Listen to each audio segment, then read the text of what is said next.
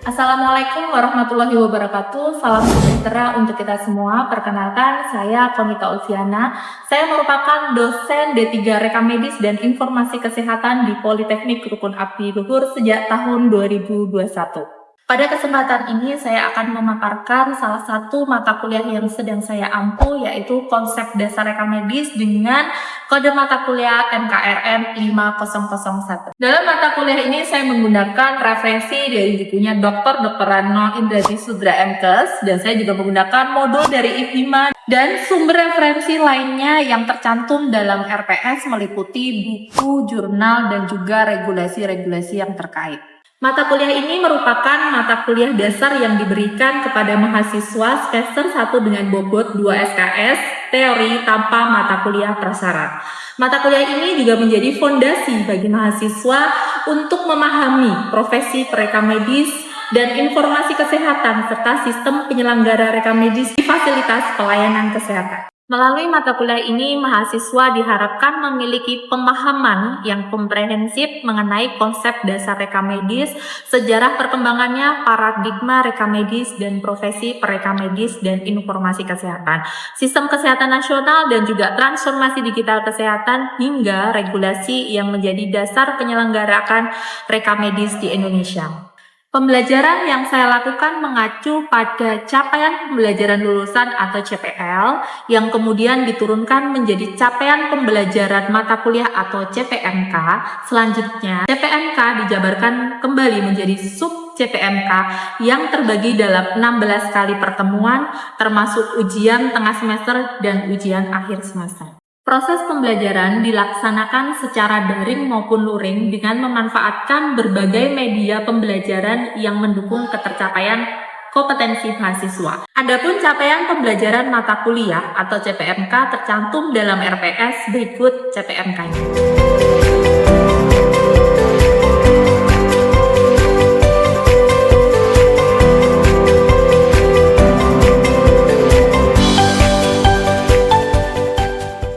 Adapun bahan kajian dalam mata kuliah konsep dasar rekam medis meliputi 1. Pengertian, tujuan, dan manfaat rekam medis. 2. Sejarah perkembangan rekam medis. 3. Paradigma rekam medis. 4. Konsep peran, tugas pokok, dan fungsi PMPK serta standar profesi. 5. Standar kompetensi kerja nasional Indonesia. 6. Sistem kesehatan nasional meliputi jenis-jenis fasilitas pelayanan kesehatan dan sistem rujukan. 7. Organisasi profesi perekam medis. 8. Peran dan fungsi PMIK dalam pelayanan kesehatan.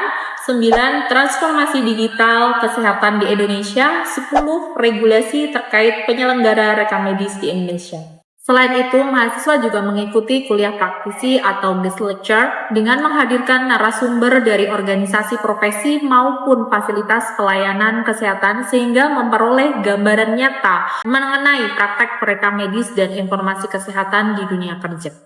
Adapun platform yang saya gunakan dalam berkomunikasi dengan mahasiswa yaitu Learning Management System atau LMS sebagai media pembelajaran untuk presensi, kemudian penyampaian materi, pengumpulan tugas, diskusi, serta penyampaian nilai yang bernama SIG-ASIG. Selain itu, saya juga memanfaatkan Microsoft Office, Canva, video pembelajaran, website interaktif, dan berbagai sumber belajar digital lainnya untuk mendukung proses pembelajaran. Pada tahap akhir asesmen, aspek asesmen ini digunakan untuk mengukur kemampuan mahasiswa secara objektif, transparan, dan juga berkesinambungan sesuai dengan capaian pembelajaran yang telah ditetapkan. Penilaian tidak hanya berorientasi pada hasil akhir, tapi juga memperhatikan proses pembelajaran yang dijalani mahasiswa selama 1 semester. Adapun indikator penilaian meliputi kehadiran 10%, tugas 20%, kuis 10%, keaktifan diskusi 10%, ujian tengah semester 25%, ujian akhir semester 25%. Komponen penilaian tersebut saya sampaikan kepada mahasiswa pada awal perkuliahan agar penilaian berlangsung secara transparan, objektif, dan juga akuntabel sehingga mahasiswa mengetahui target capaian pembelajaran yang harus dicapai selama mengikuti mata kuliah ini. Demikianlah proses pembelajaran yang saya terapkan pada mata kuliah konsep dasar rekam medis dalam bentuk delivery, interaction, dan juga assessment. Setelah ini saya akan menampilkan proses pembelajaran di dalam kelas secara luring. Selamat menyaksikan. Sekian, terima kasih. Wassalamualaikum warahmatullahi wabarakatuh. Assalamualaikum warahmatullahi wabarakatuh. Waalaikumsalam warahmatullahi wabarakatuh. Selamat sore semuanya. Pada pertemuan kali ini mata kuliah konsep dasar rekam medis, saya akan menjelaskan tentang konsep dasar rekam medis. Nah, di sini kita nanti akan membahas tentang memahami definisi, kemudian tujuan, serta manfaat rekam medis dalam pelayanan kesehatan. Oke, sekarang ada yang sudah tahu apa itu manfaat rekam medis? Atau pengertian rekam medis? Oke, yaudah nanti kita bahas dulu ya, kita sharing dulu di sini apa saya jelaskan. Kita masuk ke definisi rekam medis. Jadi di dalam Permenkes nomor 24 tahun berapa? 2022.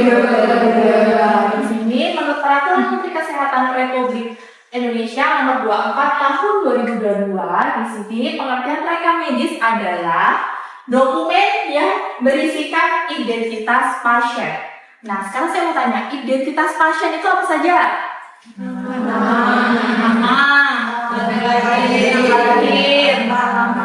apa? Alamat. Oke, jadi berisi tentang identitas pasien, kemudian pemeriksaan, pengobatan, tindakan, dan pelayanan lainnya yang diberikan oleh pasien. Jadi kalau misalnya teman-teman datang ke pelayanan kesehatan, ya pertama kali yang di bagian pendaftaran pasti akan ditanyakan identitasnya, dimintain dulu KTP-nya, namanya siapa, ya kemudian mau periksa ke bagian mana. Nah, kemudian teman-teman akan dapat pemeriksaan, ya akan diperiksa sakitnya apa, diagnosanya apa. Nah, itu semuanya akan ditulis dalam rekam medis. Ya. Oke, sampai sini paham? Oke.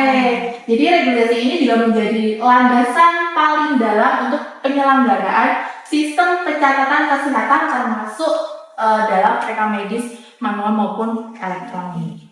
Oke. Apa saja sih isi dari rekam medis itu sendiri? Nah, kita tadi udah bahas tentang definisi, ya kan?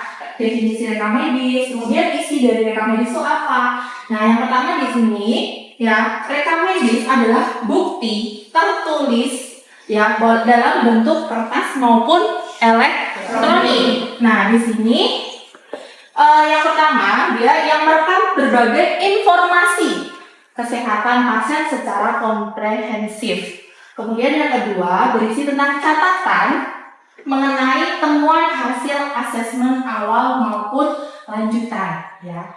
Kalau misal pasien baru, dia diagnosanya apa nih, ya. Kalau dia pasien lama, mungkin ada pemeriksaan lebih lanjut dan lain sebagainya. Kemudian membuat rencana asuhan medis serta rincian pelaksanaan asuhan dan pengobatan yang diberikan kepada pasien. Jadi setelah pasien itu biasanya dapat pemeriksaan dari dokter akan merencanakan asuhan apa nih yang akan diberikan selanjutnya. Apakah perlu pemeriksaan lebih lanjut seperti pemeriksaan lab dan lain sebagainya. Nah, kemudian isi rekam medis juga mencakup catatan perkembangan pasien yang terintegrasi, ya. Kemudian memuat ringkasan kepulangan pasien atau discharge summary yang merangkum seluruh perawatan selama dia dirawat di pelayanan kesehatan. Ya, sampai sini ada pertanyaan untuk isi rekam medis? Jadi semua pelayanan yang diberikan di dalam pelayanan kesehatan itu dicatat di dalam dokumen rekam medis. Kalau nggak dicatat boleh nggak? Tidak. Kenapa tidak boleh? Karena kenapa? Karena kenapa? Oke, jadi isi rekam medis itu harus isi rekam medis itu harus lengkap, Ya, sesuai dengan waktunya juga harus sesuai ya, kapan dia diberi penanganan oleh dokternya, kemudian diberikan obatnya apa, semua itu harus dicatat di dalam rekam medis. Kalau tidak dicatat, ya ada yang kelewatan tercatat, maka bisa dianggap dia tidak mendapatkan pelayanan tersebut. Ya, sebenarnya dia ternyata dapat pelayanan, misal cek lab ya, cek darah, tapi tidak dituliskan dalam rekam medis. Nah, bisa dikatakan bahwa dia itu tidak pernah melakukan cek lab tersebut karena tidak tertulis di dalam rekam medis. Maka itu akan lemah di hukum ketika nanti ada ada kasus dihukum atau lain sebagainya, itu akan lemah dia karena tidak ada bukti tertulis di dalam rekam medisnya. Oke, ayo kita baca bareng ini bajunya. Ini Apa artinya? Yang tidak terdokumentasi bisa tidak pernah terjadi, seperti yang saya jelaskan tadi. Ya, kalau tidak ada bukti dokumentasi bisa dianggap itu tidak pernah terjadi atau tidak pernah dilakukan karena memang tidak ada bukti tertulisnya atau di dalam rekam medisnya. Ya, nah di sini rekam medis merupakan bukti layanan kesehatan yang sah. Kemudian catatan ini dapat menjadi alat bukti primer di pengadilan terkait segala hal yang terjadi selama pasien mendapat layanan. Makanya oleh karena itu semua tindakan harus ditulis atau didokumentasikan. Ya, karena kalau misalnya ada kasus hukum, ya pasti yang dicek itu adalah dokumen rekam medisnya. Nah, kalau misalnya ada yang tidak tertulis di dalam dokumen rekam medis, maka itu akan lemah di hukum. Dibuat bukti nanti akan lemah. Nah, itulah pentingnya rekam medis yang berkaitan dengan hukum. Oke, untuk manajemen rekam medis itu dibagi menjadi dua aspek. Yang pertama yaitu penyelenggara dan juga penanganan. Untuk penyelenggara ini meliputi merupakan proses kegiatan kesinambungan yang dimulai sejak saat pasien diterima di fasilitas pelayanan kesehatan. Dilakukan pencatatan data medis secara lengkap dan terstruktur selama pasien mendapat asuhan medis, keperawatan dan pelayanan profesional dan pemberi asuhan atau PPA lainnya. Ya, jadi di sini penyelenggaranya siapa? Penyelenggara yang medis siapa? Semua pelayanan kesehatan. Oke, jadi semua penyelenggara pelayanan kesehatan itu wajib menyelenggarakan rekam medis, baik itu rekam medis masih secara manual maupun sudah elektronik. Kemudian untuk penanganannya, kegiatan ini dilanjutkan dengan penanganan rekam medis pasca perawatan yang meliputi sistem penyimpanan yang aman dan penggunaan data. Pengelolaan ini berguna untuk kepentingan rumah sakit sendiri dan juga pengelolaan data statistik. Kemudian bisa juga untuk pelaporan, riset dan juga maupun pihak eksternal seperti proses klaim pembiayaan. Ya. Jadi dokumen rekam medis ini juga sangat penting untuk proses klaim pembiayaan. Nah, kalau misalnya dokumen rekam medis itu nggak lengkap, maka klaim pembiayaannya itu juga akan terhambat. Maka terjadi yang namanya pending claim. Kemudian tujuan dari rekam medis itu sendiri apa? Yang pertama yaitu patient care. Nah, di sini patient care ini mendokumentasikan perjalanan penyakit pasien dan juga perencanaan asuhan, kemudian pengobatan serta sebagai sarana komunikasi antara dokter dan tenaga kesehatan lainnya. Kemudian yang kedua ada quality review. Di sini dia berfungsi untuk mengevaluasi kelayakan, kecukupan dan juga kesesuaian dari pelayanan kesehatan yang telah diberikan kepada pasien. Jadi untuk cek mutu pelayanan dari layanan kesehatan tersebut. Kemudian ada public health dan juga planning.